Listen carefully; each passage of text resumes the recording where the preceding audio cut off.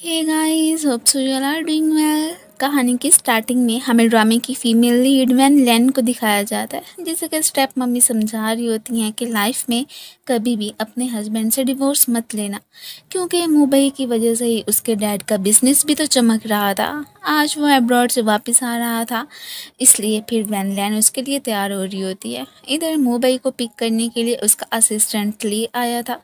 वो उन्हें घर ले जाने की बात करता है कि आपकी वाइफ तो आपका वेट कर रही होंगी, बट इसने मना कर दिया था और फिलहाल एक होटल में ले जाने को ही बोलता है। अब इसकी वहाँ पे शानदार एंट्री हो चुकी थी। मुंबई एक हैंडसम एंड काफ़ी स्मार्ट बिलियनियर है। बिजनेस में ऐसे कह लें कि उसका अपना ही मुकाम है। इसे देख के येन, जो कि इसके अंकल की ही बेटी है, समझती है कि शायद मेरी बर्थडे पार्टी में आया है, बट वो इसे इग्नोर करता हुआ अंदर चला गया था। वो पीछे से अपसेट खड़ी ही रह जाती है।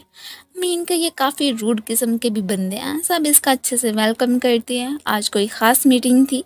सभी इसके फादर इन लॉ से काफ़ी तंग आए हुए होते हैं कि उन्होंने हमेशा बिजनेस में इन लोगों का लॉस करवाया था और वैसे भी काफ़ी लालची किस्म के बंदे थे। ये पहले तो उनकी बातें चुप करके सुनता रहता है एंड पे बस इतना ही कहता है कि अब आप लोगों को ज़्यादा वरीड होने की ज़रूरत नहीं है, मैं आ गया हूँ ना, तो सब कुछ हैंडल कर लूँगा। वैन लैन को इधर देख के यैन को तो बहुत ज़्यादा गुस्सा आ जाता है कि इसकी वजह से मेरी शादी मुंबई से हो ही नहीं पाई है। वह उसे जैसे ही पता चला था कि उसका हस्बैंड इधर आया तो इसलिए वो भी आ गई। अब यहाँ पे मुंबई से उसकी टक्कर भी हो गई थी। वो तो इसके साथ बहुत ही बुरा बिहेव करता है। एक्चुअली में उसे लगता है कि शायद वैन लैन और उसकी फैमिली ने जस्ट मुंबई का यूज़ किया और बस पैसों की खातिर ही उन्होंने वैन लैन की शादी उससे करवाई थी। और ये भी बिल्कुल उन्हीं की तरह ही है। आज तो वो डिवोर्स पेपर्स ही अपने साथ लाया था कि इससे मेरी जान ही छूटे। ये उसे रोकने के लिए आगे बढ़ती है, बट यैन की वजह से, फिसलने की वजह से उसका सर फिर दीवार से जा टकराया था। और इसी के साथ ही इसकी कुछ मेमोरीज वापस आती हैं जो कि कुछ अर्सा पहले खो गई थी। इसकी मम्मी को मार के ना सिर्फ डैड ने इसके अंकल और बल्कि इसकी सारी ही बिजनेस संभाल लिया था, बल्कि इससे भी डॉक्यूमेंट्स पे साइन वगैरह करवा के प्रॉपर्टी अपने नाम करवा ली थी, जो कि मॉम इसके नाम करके गई थी। और सबसे बुरा ये कि उसके सर पे स्टेप मम्मी और स्टेप सिस्टर ही आके छोड़ गई। ये सब उसकी मेमोरीज चली गई थी, तो तब फिर बिजनेस की खातिर इसकी शादी भी मुंबई से करवा दी गई। अब चूंकि इसकी सारी मेमोरीज वापस आ चुकी थी, इधर असिस्टेंट परेशान हो रहा होता है कि मैडम तो बेहोश हो गई हैं। ये अब उसे हॉस्पिटल लेकर जाने को ही बोलने लगा था। अब चौंक के उसे सब कुछ याद आ गया था, इसलिए अपने फ्रेंड शीची को सारी बात का बता देती और प्लान भी बनाने लगी थी कि ना सिर्फ मुझे डैड से अपनी प्रॉपर्टी वापस लेनी है, बल्कि जल्द से जल्द मुंबई से डिवोर्स भी ले लूँगी। आखिर उस हार्टलेस पर्सन के साथ मैं नहीं रहना चाहती हूँ। ली मुंबई को अब ये बताता है कि वैन लैन आपसे डिवोर्स लेना चाह रही हैं। ये ली से पूछता है कि अच्छा, तो उस मैडम और लालची औरत को मुझसे उसके बदले में कितने पैसे चाहिए। अब जब वो बताता है कि कुछ भी नहीं चाहिए, उन्होंने कहा है कि वो आप जैसे कोल्ड हार्टेड और खड़ूस पर्सन से जान छुड़वाना चाहती हैं। ये सुनते ही अब वो तो एकदम शॉक में कि क्या वो मुझ जैसे परफेक्ट बंदे के लिए ऐसे कैसे बोल सकती है। अब फिर खुद ही वैन लैन से बात करने के लिए हॉस्पिटल ही पहुंच आया था। कुछ नर्सेज उसे अपने पास आते देख के समझती हैं कि ये शायद हमारी तरफ ही आ रहा है, बट ये तो जस्ट मिरर में खुद को देखता वहां से चलता बनता। अब आगे से जैसे ही उसकी नज़र यहाँ पे शीचू और वैन लैन पे पड़ती है, तो वो वहीं पे खड़े उनकी बातें सुनने लगा था। वो तो शीचू के सामने इसकी बुराइयां करने में बिजी। ये देख के से तो बहुत ही ज़्यादा गुस्सा आ जाता है। अब कोइंसिडेंटली उनके सामने भी आ गया था। अब ये तो उसे यही कहने लगा था कि अच्छा, तो उस छोटे से लड़के के लिए ये मुझसे डिवोर्स लेना चाह रही है। वो तो साफ मना करने लगा था, बट वैन लैन ने तो अपना फैसला उसे सुना दिया था कि तुम्हें हर हाल में मुझे छोड़ना है, बाकी मैं कुछ नहीं चाहती हूँ। वैसे भी पहले ये फैसला तुम्हारा ही था। ये अब जैसे ही डिवोर्स पेपर्स पे साइन करने वाला होता है, तो इसे लगता है कि जैसे वैन लैन उसका मजाक उड़ा रही है कि शुक्र है कि तुमसे मेरी जान छुट्टी वगैरह वगैरह। अब तो वो सोच लेता है कि मैं ऐसा कदम कभी भी नहीं उठाऊंगा। वैसे भी वो मुझसे क्यों डिवोर्स ले रही है, मैं खुद ही उसे दूंगा जब टाइम आएगा। आखिर को सेल्फ रिस्पेक्ट की भी कोई चीज़ ही होती है। जैसे उसे पता चला था कि वैन उसके घर से मूव कर रही है, तो उसे रोकने के लिए पहुंच आया था। इसी दौरान जैसे ही वो फिसल के गिरने लगती है, तो मुंह भी आगे से उसे पकड़ लेता है। और साथ ही साथ उसे चिढ़ाने के लिए ये भी कहने लगा था कि वैसे तो तुमसे मुझसे जान छुड़वाना चाहती हो, बट हर दफ़ा मेरे बाजुओं में ही आके गिर जाती हो। वो संभल कर इसे जैसे ही धक्का देती है तो अब की बार उसने गिरने से बचने के लिए वैन का ही सहारा लिया था। वो भी कहती है कि देखा, जब इंसान मुसीबत में होता है तो वो किसी चीज़ का सहारा तो ज़रूर लेता है, तो मैंने भी बिल्कुल ऐसे ही किया था। वो अपने हस्बैंड होने का कार्ड चला के इसे जैसे ही फोर्सफुली किस करता है तो आगे से बदले में उसे वैन की तरफ से एक जोर का थप्पड़ ही खाना पड़ गया था। अब तो शीचू इसे डॉक्यूमेंट्स ला के देता है कि कैसे तुम्हारे डैड ने तुम्हें धोखा दे के सारी प्रॉपर्टी अपने नाम करवा ली थी, और फिर वाहिद उसकी मॉम की रिसर्च लैब भी बची हुई थी। अब वो सारी की सारी इंफॉर्मेशन ला के इसने उसे दे दी थी। तो ये सब करने पे और अपनी हेल्प करने के लिए भी वो शीचू को थैंक्स बोलती है। अब वो जिस अंदाज से उसे देख रहा होता है तो साफ पता चल रहा था कि जैसे कि शीचू वैन को पसंद करता, और वो इस बात से बिल्कुल बेखबर थी।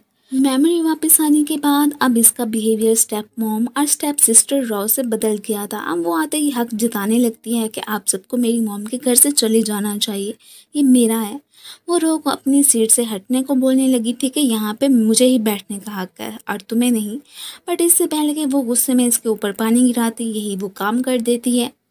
ये सब देख के डैड को तो और ज़्यादा गुस्सा आ गया था कि तुम्हें आखिर हो क्या गया, अपनी बहन से कैसी बातें कर रही हो, बहन ऐसा क्यों कर रही हो तुम, मुझे सब कुछ बताओ। ये तो उन्हें भी टक्कर का जवाब देती है। अब इसलिए सी बात है, इसका गुस्सा करना तो बनता था। वैसे भी डैड यहाँ पे अपनी बायोलॉजिकल डॉटर की बजाय किसी और की साइड ले रहे थे, तो इसलिए इसे तो और ज़्यादा ही गुस्सा ही आने लग जाता है। पर यहाँ पे ये भी कहने लगी थी कि वैसे भी ये घर मेरी मॉम का और मेरा था, आप लोगों को यहाँ पे कब्जा जमा के बैठने की कोई ज़रूरत नहीं है। इससे पहले कि डैड उसे ग्लास मारते ऊपर से मुँह पे आके उसे प्रोटेक्ट करता है। उसे जैसे ही पता चला था कि वैन घर पे गई है तो इसलिए उसके पीछे पीछे यहाँ पे आ गया।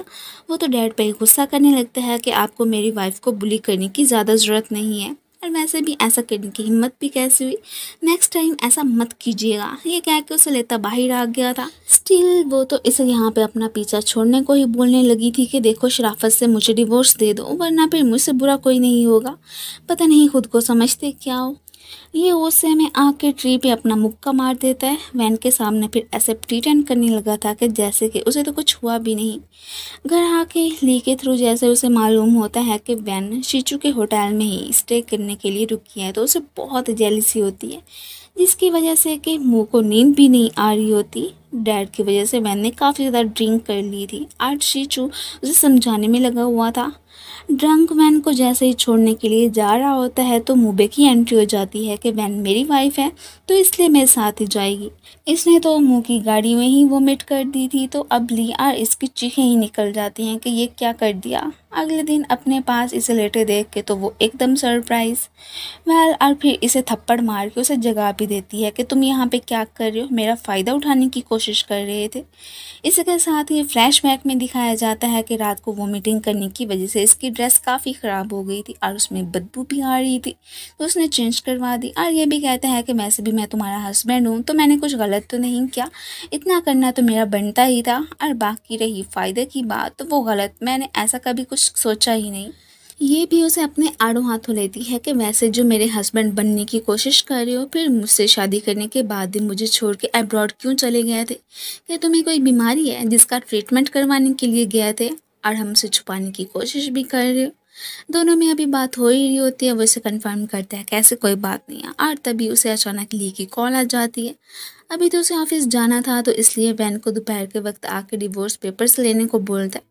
इनके साथ साथ इनका बिजनेस राइवल शीताई ग्रुप का लीडर भी डॉक्टर लैन के साथ अपने प्रोजेक्ट में कोऑपरेशन चाहता था और इसे हर हाल में उनसे जीतना था। तो प्लानिंग करते हैं कि डॉक्टर लैन के पास पहले हमें ही पहुंचना है। वैन इसके कहने के अकॉर्डिंग दोपहर को पेपर्स लेने के लिए आ चुकी थी, बट बिजी होने की वजह से वो तो ये बात भूल ही गया था। वो हैरान तो होता है कि ये मुझसे अब इतना ज़्यादा हेट क्यों करने लगी है। फिर उसे फ्लैशबैक में याद आता है कि कभी वो भी तो उसके सामने ही ऐसे ही कोल्ड बन के उसे धुतकारा करता था, और अब अगर वो ऐसा कर रही है तो इसे गलत क्यों लग रहा था। तब भी तो ये कितना ज़्यादा हर्ट हुई होगी। अब अगर उसे बुरा लग रहा था तो वैन को भी तो बुरा लगा होगा। वो तो अपने वर्ड से अब पीछे नहीं हटने वाली थी। इसके एक अंकल को कोमा में ही दिखाया जाता है। वैन तो फिर उनके होश में आने का ही वेट कर रही होती है कि फिर इनसे मिल के अपने डैड को सबक सिखाऊंगी। अगले दिन मॉम की बनाई रिसर्च लैब के प्रेसिडेंट से मिलने के लिए जाती है। उसके कहने पे उन्होंने इसी लैब का ही उसे लीडर बना दिया था। यहाँ पे तो उसकी स्टेप सिस्टर रॉ भी होती है, जिसके इसका आना बिल्कुल भी पसंद नहीं आया था। डॉक्टर लैंड से कॉपरेशन की बात करने के लिए मुबे और शीताई दोनों ही आ चुके होते हैं। अंकल ने तो उन दोनों को ही ऑफिस से बाहर निकाल दिया था। ये चुपके से लैब में देखने लगते हैं। वहाँ पे तो फिर अचानक ही इनकी नज़र वैन पे भी पड़ चुकी होती है। वो एक एक्सपेरिमेंट करने का डिसाइड कर लेती है ताकि सबको अपनी काबिलियत पे यकीन दिला सके। और इसी दौरान ही रॉ ने तो एक केमिकल चेंज कर दिया था। इससे पहले कि कोई भी ब्लास्ट होता और ये हर्ट होती, फौरन से मुँह पे इसकी हेल्प करने के लिए पहुँच जाता है। रो वैन को अब बातें सुनाने लगी थी कि देखा, मैं तो पहले ही कहती थी कि तुम्हें तो कुछ भी नहीं आता है। तो अब उसकी साइड मुँह पे लेता है कि देखो बोल कौन रहा है, जो यहाँ पे हुआ है वो तो सीसीटीवी कैमरा में भी हम देख ही सकते हैं ना कि ये किसका सारा कसूर है। अब तो उनकी बोलतियाँ बंद। अब जैसे ही मुबे को पता चला था कि डॉक्टर लैन कोई और नहीं एक्चुअली में वैनी है, तो वो सरप्राइज उसे शीता के साथ देख के बहुत ही ज़्यादा जेलिस फील करने लगता है। ली और इसने दोनों ने ही उन पे नज़र रखी हुई थी। अब उनके देखने पे ऐसे प्रिटेंड करने लग जाते हैं कि जैसे कि यहाँ पे एक्सरसाइज कर रही हो। और ये वाला सीन काफ़ी ज़्यादा फ़नी हो जाता है। अब बाद में ये लैन पे खफा के तुमने बताया ही नहीं कि तुम ही डॉक्टर लैन हो, तो वो भी कह देती है कि कभी तुमने मेरे बारे में मुझसे पूछा हो तो बताती ना।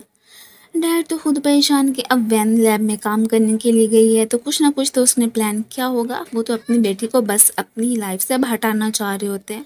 अब नेक्स्ट सीन में दिखाया जाता है कि अपने ही फ़ायदे के लिए शीताई ने ये न्यूज़ फैला दी थी कि डॉक्टर लैन ने मुबे के साथ का ऑपरेशन कर लिया। ये देखते ही वैन गुस्सा के मुझसे पूछे बिना आखिर मुँह ने ऐसा क्यों किया है। अब जैसे उससे बात करने के लिए कंपनी आती है तो सामने से यैन खड़ी थी। वो इससे बदतमीजी कर रही होती है तो इसने भी उसे धक्का दे दिया था। अब मुँह को देख के ये नाटक करना स्टार्ट कर देती है कि देखो वैन ने मेरे साथ क्या किया है। खैर वो तो अपनी वाइफ की ही साइड लेता है। आखिर को यैन की चालों को तो वो भी जानता था। अब ये गुस्सा करती हुई वहाँ से चलती बनती है। वैन तो टू दी पॉइंट ही बात करती है कि तुमने मेरे साथ ऐसा क्यों किया है, मैंने आखिर तुम्हारा बिगाड़ा ही क्या है। मुँह को तो अभी भी इस बारे में पता चलता है। वो आगे अपने अंकल पे भड़क गया था। वो समझता है कि शायद उन्होंने ही ये न्यूज़ सोशल मीडिया पे डाली होगी, बट ये काम तो शीते का था। इस बारे में जैसे उसे पता चल रहा है तो वो और ज़्यादा भड़क गया था। इधर ये तीनों मिलके ही वैन से जान छुड़वाने के लिए कुछ ना कुछ तो प्लानिंग करना स्टार्ट कर देते हैं। अब वो आखिर क्या कर रहे होते हैं इसके बारे में तो हमें बाद में पता चल ही जाएगा। अब इन्होंने तो पक्का फैसला कर लिया था कि वो हमारे रास्ते से हटनी चाहिए। फौरन से वैन को कॉल करके घर पे बुलाते हैं कि हमने ये तुम्हारा घर छोड़ने का फ़ैसला कर लिया, इसलिए यहाँ पे पहुँचो। यहीं पे मुंह प्रैक्टिस कर रहा होता है कि कैसे मैंने अभी के अभी उसके सामने जाके उससे अपोलोजाइज़ करना है कि वो सब हमने नहीं किया था। यहाँ पे वैन की नज़र मुंह पे पड़ तो जाती है, बट वो इग्नोर करके चलती बनती है। अब ली बताता है कि वैन तो यहाँ से जा चुकी है। वो भी उसके पीछे जाने का डिसाइड करता है। डैड ने एक हिडन कैमरा इंस्टॉल कर दिया था। जैसे ही वैन अब घर में आती है तो सारे ही इनोसेंट सी शक्लें बना के बैठ गए थे कि हम घर से जा रहे हैं, जैसा तुमने चाहा था कि हम वैसा ही करने को तैयार हैं। और इवन के वैन को तो पता चल ही जाता है कि ये बस नाटक कर रहे हैं और कुछ नहीं है। डैड अब इससे पहले कि वैन को थप्पड़ मारते ऊपर से मुंह आके उसका हाथ पकड़ लेता है कि नेक्स्ट टाइम अगर ऐसी हरकत की तो फिर मुझसे बुरा कोई नहीं होगा। मैंने तो लास्ट टाइम भी आपको ऐसा करने से मना किया था ना, बट नहीं, आप तो कोई भी बात सुनने को तैयार ही नहीं है।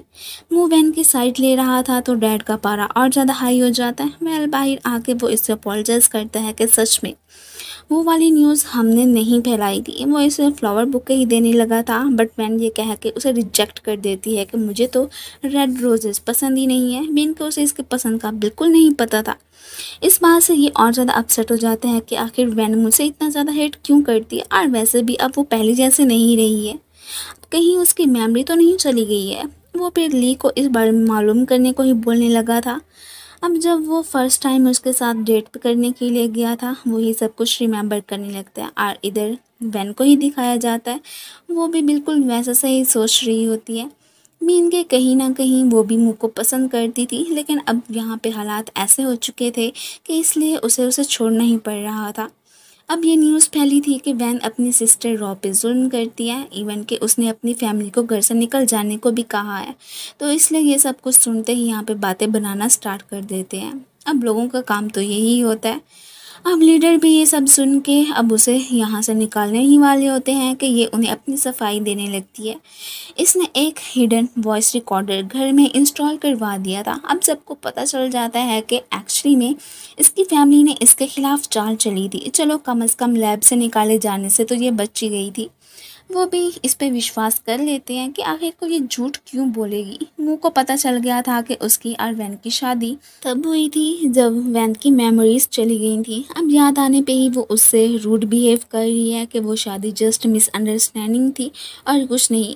ये बेचारा बहुत ही ज़्यादा दुखी लग रहा होता है। अब डिवोर्स के साथ साथ मुँह ने अपनी सारी की सारी प्रॉपर्टी भी वैन के नाम करवाने का डिसाइड कर लिया था कि हो सकता है कि तब ये सब कुछ देख के वो मुझसे डिवोर्स ही ना ले। मीन के इमोशनल भी हो जाएगी और वो तो फिर यही सोचेगी कि मैं उसे लेके कितना ज़्यादा सिंसियर हूँ। मीन के ये तो जस्टिस की प्लानिंग ही होती है।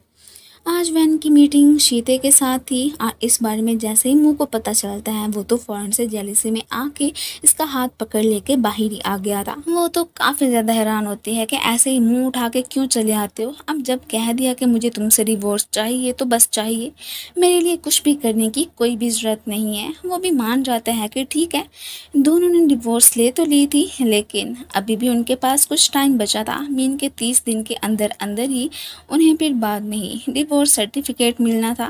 इन्हें एक कपल को लड़ते देख के उनकी हेल्प करने के लिए जाते हैं। वो अभी अभी डिवोर्स लेके ही निकले थे।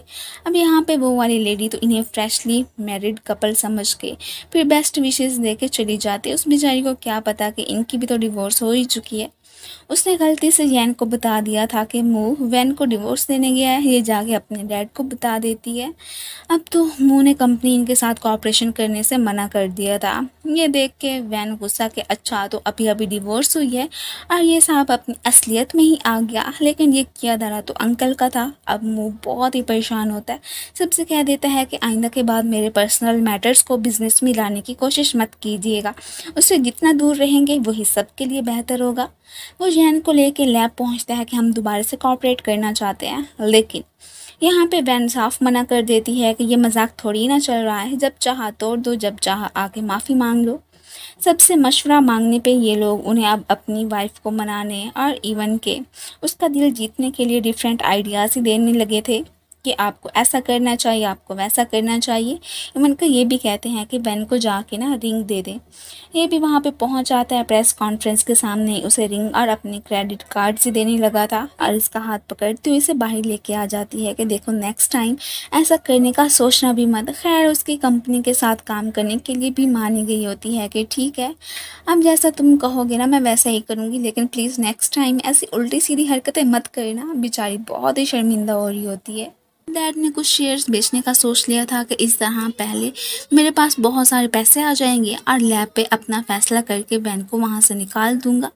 आज इनका एक एक्सपेरिमेंट सक्सेसफुल हो गया था। ये सब कुछ देख के वैन तो बहुत ज़्यादा खुश होती है, लेकिन अभी ये रो और डैड से ये मोहतात रहने का ही सोचते हैं।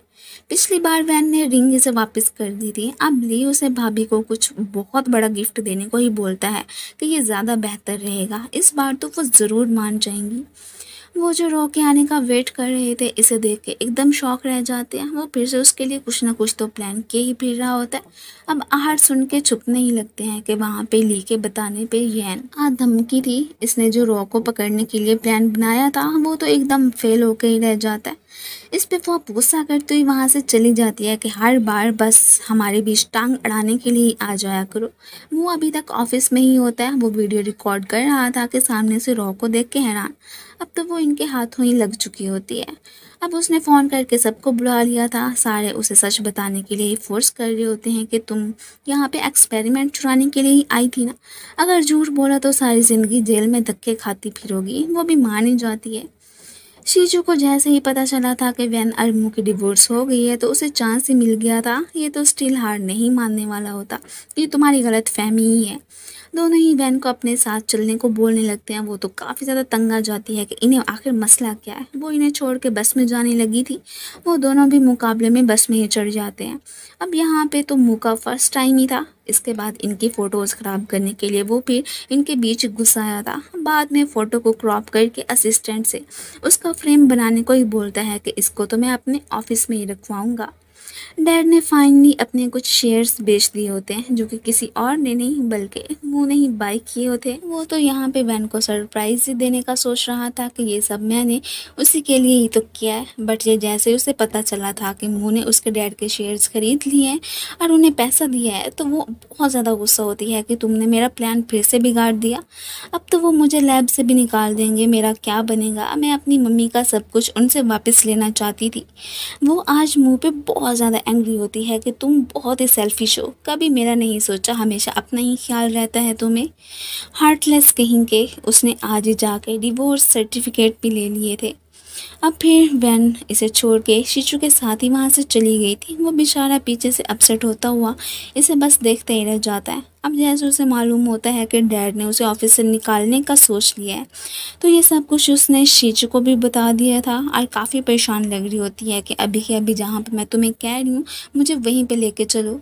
असिस्टेंट के थ्रू जैसे ही मुंह को पता चला था कि वैन के डैड उसे कंपनी से निकाल रहे हैं, तो ये सब सुन के वो तो बहुत ही ज़्यादा परेशान हो गया था और फ़ौरन से उसे देखने के लिए वहाँ से जाने ही लगता है। दूसरी तरफ हमें मीटिंग का ही सीन दिखाया जाता है, जो कि डैड ने ही अरेंज करवा दी थी। वो सबसे यही कह रहे होते हैं कि अब यहाँ पे मेरी बेटी मतलब कि वैन का कोई हक नहीं है, तो इसलिए फिर उसकी बजाय मुझे ही CEO बना दिया जाए। और वैसे भी यहाँ पे मेरे बहुत सारे शेयर्स हो चुके हैं, मैंने खरीद लिए। इतने में ऊपर से वैन की एंट्री हो जाती है, जो कि सबको इनके करतूतों के बारे में ही बताने लगी थी कि इनका कोई हक नहीं बनता है कि वो मेरी मॉम की कंपनी संभाले। ये सब कुछ सुन के डैड तो यहाँ पे साफ मुकर जाते हैं कि मैंने तो कुछ भी गलत नहीं किया। इवन के ये भी कहने लगे थे कि इसकी मॉम तो मेरी एक्स वाइफ थी, इवन कि हम दोनों का अफेयर चल रहा था, शादी भी नहीं हुई थी, तभी हमारी ये बेटी पैदा हुई। खैर अब बंदा इतना भी लालची ना हो कि अपनी बेटी और बीवी को ये एक्सेप्ट करने से मना कर दे।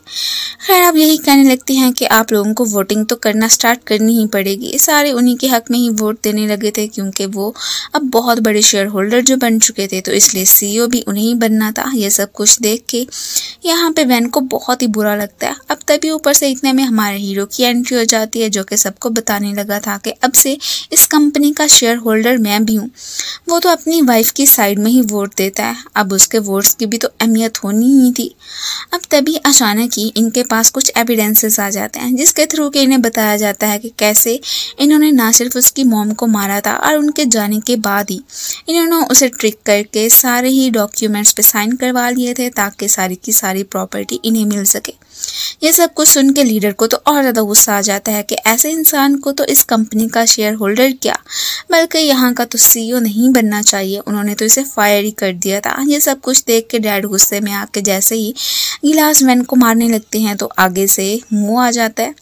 नेक्स्ट उसे हॉस्पिटल में ही दिखाया जाता है। इतनी चोट तो नहीं लगी थी, लेकिन इसकी सिंपैथी पाने के लिए वो यूं नाटक करता है कि जैसे कि वो बेचारा बहुत इल हो। वो इसे थैंक यू कहती है अपनी हेल्प करने के लिए। अब यहाँ पे ये उसे बताने लगा था कि एक्चुअली मैंने अपने बिजनेस की खातिर तुम्हारी मदद नहीं की थी। मेरी अब जो भी इंटेंशंस है उसके बारे में तुम बहुत अच्छे से जानती हो, बस ऐसे ही अनजान बनने की कोशिश करी, और वाकई में ऐसी बात ही थी।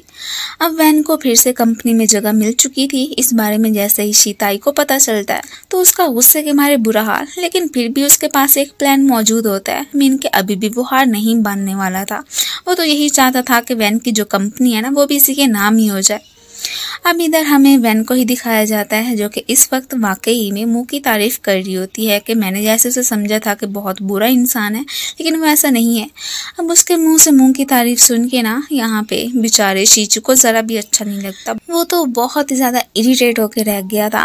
इधर अब डैड के पास ना तो रहने के लिए घर था और ना ही उनके पास कोई पैसे बचे थे, जिसे कि देखते हुए उनकी प्यारी सी वाइफ और बेटी तो उन्हें छोड़ के ही वहां से चले जाते। इंसान को तो अपना लाइफ पार्टनर अच्छा ही चूज करना चाहिए, जो कि हर मुश्किल में उसके काम तो आ सके, ऐसा नहीं कि छोड़ के चला जाए। अब तो फिर डैड के पास तो कुछ भी नहीं बचा था। इधर ही हमें फिर असिस्टेंट को दिखाया जाता है, जिसने के एक बुक की रेडी कर ली होती है, और वो यहाँ पे मुंह को बहुत सारे आइडियाज देने लगा था कि कैसे आप मेरी भाभी का दिल जीत सकते हैं। खैर तभी अचानक ही ऊपर से इतने में वैन की भी एंट्री हो जाती है। उसके सामने फिर से नाटक करने लगा था कि जैसे कि उसके हेड में बहुत पेन हो रहा है। वो ये देखने के लिए जैसे उसके क्लोज आती है, तो इतने में इनके रोमांटिक सीन को ख़राब करने के लिए वैन की एंट्री हो चुकी थी। वो तो यही कहने लगती है कि आपकी और फिर वैन की तो डिवोर्स हो चुकी है ना, फिर आप ऐसा क्यों कर रहे हैं। वो समझ रही थी कि जैसे कि मेरा चांस बन जाएगा, लेकिन यहाँ पे मुंह से साफ मना कर देता है कि मैं जस्ट तुम्हें अपनी बहन की तरह समझता हूँ, तो इसलिए यही बेहतर होगा कि तुम हमारी लाइफ में इंटरफेयर मत करो। मैंने तो डिसाइड कर ली है कि अब सिर्फ और सिर्फ मैं फिर वैन को ही अपनी लाइफ में लाऊंगा। इधर डैड की तो कंडीशन दिन ब दिन ख़राब ही होती जा रही थी। उन्हें हॉस्पिटल में एडमिट करवाया जाता है। अब उनकी सर्जरी के लिए पैसों की ज़रूरत होती है। वो काफ़ी परेशान होकर अपनी वाइफ को कॉल मिलाते हैं और बेटी को, बट वो तो इसकी कोई बात नहीं सुनने वाली थी। फ़ौरन से फिर वैन के पास पहुंचते हैं कि सच में मुझे सर्जरी के लिए पैसों की ज़रूरत है, मुझे दे दो ना। और इवन के मुँह की भी मिन्नतें करने लग गए थे। ये सब कुछ देख के अब इसे अच्छा नहीं लगता। पहले तो इसने मना कर दिया था कि आप बिल्कुल झूठ बोल रहे हैं, लेकिन जैसे उसे विश्वास हो जाता है कि वाकई में डैड की कंडीशन ख़राब है, तो इसलिए फ़ौरन से अब उन्हें पैसे देने के लिए ये मान गई थी। अब मुँह ने भी इस काम में उसकी हेल्प करवा दी थी और डैड की सर्जरी भी हो गई थी, तो इसलिए वो यहाँ पे उसे थैंक यू बोलने लगती है कि तुमने वाकई में मेरे बहुत काम किए। अब चूँकि इन दोनों के बीच दूरियाँ ख़त्म हो चुकी थी, तो इसलिए वो इसे अपने साथ डेट पे चलने को बोलता है कि मुझे एक चांस तो मिलना चाहिए, और वो भी फ़ौरन से मान गई थी।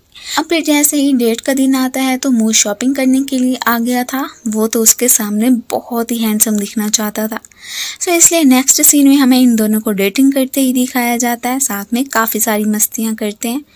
इवन के इधर मौका का फ़ायदा उठा के इसने उसे खुद से फिर से प्रपोज कर दिया था कि मैं तुमसे शादी करना चाहता हूँ। कि बार मुझे उम्मीद है कि मैं तुम्हें निराश नहीं करूँगा, लेकिन वो फिर भी इसे कोई जवाब नहीं देती है कि नहीं, अभी भी मुझे तुम्हारी सिंसियरिटी चाहिए कि वाकई में तुम मुझसे लव करते हो कि नहीं। अगर जिस दिन तुमने वो सब कुछ क्लियर कर दिया तो फिर मैं ही मान जाऊँगी। अब ये बहुत ही परेशान हो गया था और सारी बात का असिस्टेंट को बता देता है कि मैं उसे कैसे श्योर करवाऊँ कि वाकई में मैं आपसे बहुत ज़्यादा लव करता हूँ। अब इसे इतना अपसेट देख के वो भी बताने लग जाता है कि अब आपको अपनी सेल्फ से ज़्यादा अपने और फिर भाभी के रिश्ते को ही देखना पड़ेगा। मीन को उन्हें जो पसंद है वही करना पड़ेगा और उन्हें ये यकीन दिलाएं कि वाकई में आप उनसे बहुत ज़्यादा लव करते हैं। अब आज इवन की बर्थडे थी, तो इसलिए शीचू उसके लिए कोई सरप्राइज भी प्लान कर रहा था। और दूसरी तरफ हमें मुँह को भी दिखाया जाता है जो कि अपने हाथों से अपनी वाइफ के लिए केक बना रहा होता है। इधर ये सरप्राइज देख के वो तो बहुत ही ज़्यादा खुश हो गई थी और तभी इतने में मुँह की भी एंट्री हो जाती है जो कि अपने हाथों से बनाया उसे केक देने के साथ साथ एक छोटा सा बॉक्स भी देता है कि तुम इसे फिर बाद में देख लेना। अब जैसे ही वो बॉक्स को खोलती है तो उसमें उसकी मॉम का ही नेकलेस था। ये सब देख के वो काफ़ी ज़्यादा इमोशनल हो जाती है और फ़ौरन से मुँह के पास ही आ गई थी और यही पूछने लगती है कि तुम्हें ये कैसे मिला था। वो सारी बात का बता देता है कि एक्चुअली में ये तुम्हारे डैड ने ही मुझे दिया था। उन्हें पता था कि तुम्हारी बर्थडे है, तो इसीलिए ही उन्होंने मुझे बुला के यही कहा था कि ये जाकर मेरी बेटी को दे देना। वैसे भी वो बचपन में अपनी मॉम का यही वाला नेकलेस बहुत पहना करती थी। वो काफ़ी बदल चुके हैं, इसलिए मैं तो यही कहता हूँ कि तुम्हें अब अपने डैड को माफ़ कर देना चाहिए। अब खैर वो भी माफ़ कर चुकी होती है। अब उसने ये वाला नेकलेस मुँह के हाथों से ही खुद को पहनाया था। अब दोनों काफ़ी खुश लग रहे होते हैं कि फाइनली हमारे बीच अब जो भी मिसअंडरस्टैंडिंग्स थी सब क्लियर हो चुकी हैं। बाद में जैसे ही जैन की नज़र वैन की फ़ोटो पे पड़ती है तो उसके गले में वही वाला नेकलेस देख के उसने भी बाय कर लिया था और उसके सामने ऐसे जाके प्रिटेंड करती है कि जैसे कि ये मुंह ने उसे दिया हो, लेकिन वो भी कहाँ मानने वाली थी। आखिर को वो थी तो वैन नहीं, और उसे साफ साफ कह देती है कि वैसे भी ये नेकलेस तो मेरी मॉम का है और इसके पीछे मेरी मॉम का नेम भी इनग्रेव है। क्या तुम्हारे में है? नहीं, ऐसा नहीं होगा ना, क्योंकि तुम्हारे पास तो फेक है। अब इधर जैन ने जो करतूत किया था उस बारे में तो मुँह को भी पता चल जाता है। वो फिर से उसे काफ़ी सारा डांटने लगा था कि तुम्हें ऐसा करने की क्या ज़रूरत थी। मैंने कहा था ना कि तुम्हारे लिए मेरे दिल में कोई भी जगह नहीं है। मैं जस्ट तुम्हें अपनी सिस्टर ही समझता हूँ, और वैसे भी अब हमारी लाइफ में मज़ीद इंटरफेयर मत करो, वरना फिर मैं तुम्हारे साथ बहुत ही बुरा करूँगा। बेचारा काफ़ी अपसेट लग रहा होता है। और फिर नेक्स्ट हमें दिखाया जाता है कि वो जैसे ही अब फिर वैन से बात करने के लिए जाता है तो उसे चू के साथ ही बैठा हुआ देखता है। ये तो इस वक्त चू के सामने इसी की बुराइयां करने में ही बिजी होती है कि वो मुझे लेके सिंसियर नहीं है। अब ये सब कुछ सुन के इसे ज़रा भी अच्छा नहीं लगता है कि क्या वो मुझसे इतना ज़्यादा हेट करती है, और बस यही सोच सोच के परेशान होकर वहाँ से जाने ही लगा था। इधर ये भी कहने लगती है कि वैसे मुँह जितना भी बुरा है लेकिन फिर भी मैं उसी से ही लव करती हूँ। ये सारी बातें तो शीचू ने भी सुनी ली होती हैं। अब जैसे वो इसे घर छोड़ने के लिए आता है तो यहीं पे हमें मुँह को दिखाया जाता है, जो कि उसे देख के चुप गया था।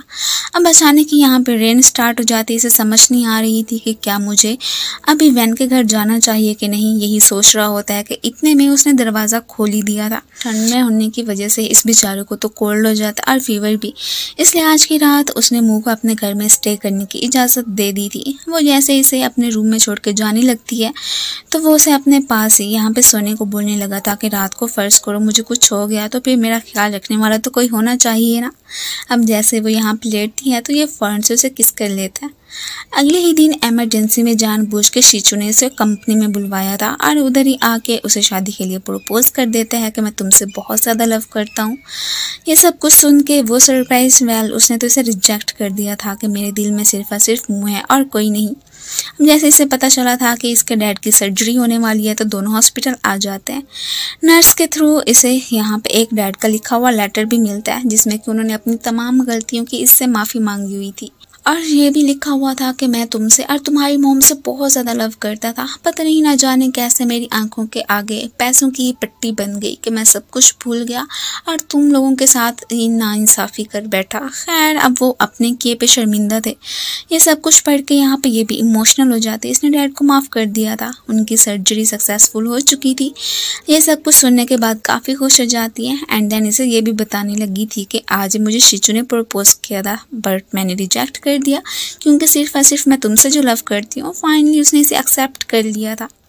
शीताई वैन से मिलने के लिए आते हैं कि क्या तुम्हें पता है कि वैन के अंकल कौन से हॉस्पिटल में, मैं बस उससे मिलने के लिए जाना चाहता हूँ। उस बेचारी ने भी फिर बता ही दिया था कि वो कहाँ पे एडमिट है और नेक्स्ट सीन में दिखाया जाता है कि जैसे कि ये उन्हें मारने के लिए पहुँच आया था और बस फिर क्या था, एक कॉन्फ्रेंस का अरेंज करके सबके सामने यही कह रहे होते हैं कि वैन की कंपनी ने हमारी कंपनी के साथ कोऑपरेशन कर लिया, अब मैं वहाँ का शेयर होल्डर बन चुका हूँ तो इसलिए मुझे कोई भी रोक नहीं सकता है। और वैसे भी मरने से पहले वैन की मॉम ने हमारे साथ एक एग्रीमेंट साइन किया था तो इसलिए अब कोई भी पीछे नहीं मुड़ सकता है। ये सारे डॉक्यूमेंट्स देख के वो भी काफ़ी ज़्यादा परेशान हो जाते हैं।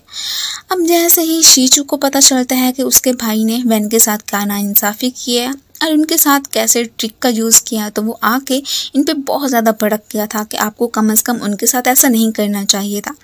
इससे पहले कि ये अनाउंस करते कि आज से वैन की कंपनी का यही सीईओ है तो इतने में ऊपर से उन लोगों की एंट्री हो जाती है। जिन अंकल को इसने मारने की कोशिश की थी वो तो एक्चुअली में ज़िंदा थे। उन्हें मेडिसिन वगैरह देख के इन्होंने जैसे तैसे करके मरने से बचा लिया था। अब सबके सामने ही इसके काले करतूतों का बताया जाता है कि कैसे इन्होंने यहाँ पे सभी को ही ट्रिक किया है। एक्चुअली में इसकी मॉम ने कभी भी इनके साथ कोई एग्रीमेंट साइन किए ही नहीं थे। इन्होंने सबको झूठ बोला था और ये भी कि कैसे कैसे इन्होंने सबके साथ ही बहुत ज़्यादा धोखा किया है। ये सुनते ही अब उन्हें जाहिर सी बात है किसने रखना था या फिर किसने कॉर्पोरेशन करनी थी। ये सब कुछ देख के यहाँ पे इन्हें तो और ज़्यादा गुस्सा आ जाता है कि इन्होंने आखिर मेरे साथ ऐसा क्यों किया, मैं बिल्कुल नहीं छोड़ूंगा। नेक्स्ट इसे जैसे ही पता चलता है कि इसका दिल जीतने के लिए इसने तो असिस्टेंट ली से एक बुक बनवाई है तो वो एकदम सरप्राइज होती है। वेल अब ऐसा कुछ करने के लिए उन्हें बुक की तो कोई भी ज़रूरत नहीं थी। अगले ही लम्हे हमें शीताई को दिखाया जाता है। वो पता नहीं ऐसे कैसे घूम रहा था कि इस बेचारी को नुकसान पहुंचाने के लिए आ जाता है कि तुम लोगों ने मेरा सब कुछ ख़त्म कर दिया है तो इसलिए मैं तुम्हें ऐसे ज़िंदा कैसे छोड़ सकता हूँ। ये सब कुछ तो यहाँ पे मुँह ने भी देख लिया था। वो अब अपनी वाइफ की हेल्प करने के लिए आ जाता है और इसी दौरान ही अचानक ही इन साहब ने उसके सर को हिट कर दिया था जिसकी वजह से कि वो चंद अरसे के लिए कोमा में ही चला गया था। सभी उसे लेके परेशान होते हैं और फाइनली एक दिन उसने अपनी आंखें खोल ही दी थी। अब इसे होश में देख के यहाँ पे वैन तो काफ़ी रिलीफ फील करने लगी थी। अब उसके सामने ऐसे प्रिटेंड करने लगा था कि जैसे कि उसकी सारी मेमोरीज चली गई हैं। ये सब कुछ देख के पहले तो वो परेशान होती है लेकिन जैसे इसकी शरारत का उसे अंदाज़ा हो जाता है तो वो इसका मसाज करने के बहाने से गला दबाने लगी थी कि सच सच बताओ। पहले वो उसे कहता है कि अरे अरे मैं तो ऐसे ही मजाक कर रहा था, मुझे कुछ नहीं हुआ है। वेल यहाँ पे वो फ़ौरन से इसे हक कर लेती है। अब फिर नेक्स्ट हमें इन दोनों की रीमैरिज सेरेमनी का ही सीन दिखाया जाता है। अब तो डैड भी फाइनली ठीक हो ही चुके होते हैं। वही अपनी बेटी का हाथ इसके हाथ में पकड़ाते हैं। आफ्टर सम रिचुअल्स दोनों एक दूसरे को किस करते हैं और फिर हमें यहीं पे शीचू को भी बैठे दिखाया जाता है जो कि इस वक्त अपसेट नहीं बल्कि खुश लग रहा था कि चलो इन दोनों को अपना अपना प्यार तो मिल गया ना। और फिर इसी के साथ ही इस ड्रामे की हैप्पी एंडिंग हो जाती है। Thank you for watching. So guys, आप लोगों को ये ड्रामा कैसा लगा मुझे कमेंट्स में ज़रूर बताइएगा। सो फिर मिलते हैं नेक्स्ट वीडियो में, तब तक के लिए गुड बाय एंड अपना ख्याल रखना।